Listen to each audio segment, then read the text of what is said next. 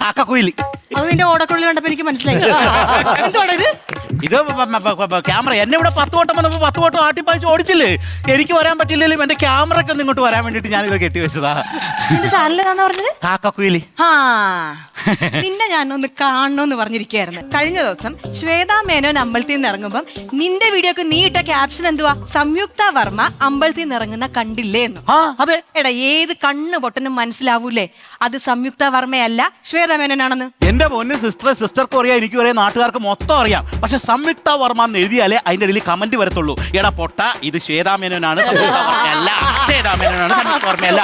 അങ്ങനെ 1000 കമന്റ് വരും. ഇതിനിടയ്ക്ക് വേറെ ചില കമന്റ് കൂടി വരും. എടാ പൊട്ടന്മാരെ, നിങ്ങളെയൊക്കെ പൊട്ടനാക്കോടാ അഡ്മിൻ എന്നും പറഞ്ഞിട്ട്. ഇങ്ങനെ ഓരോ കമന്റിനും എനിക്ക് ഓരോ $1 വെച്ച് കിട്ടും. അത് മാത്രമല്ല, ഇങ്ങനെ നമ്മൾ ഇടുമ്പോ നമ്മളെ വീട്ടുകാരെ ഓർത്തില്ലെങ്കിൽ അവർ ഇടയ്ക്കിടയ്ക്ക് ഓർമ്മിപ്പിച്ചു അച്ഛനെ അമ്മയൊക്കെ. അക്വസ്റ്റാർ പാത്തികളും ക്ലാമ്പുകളും. Aquastar rainwater pipes.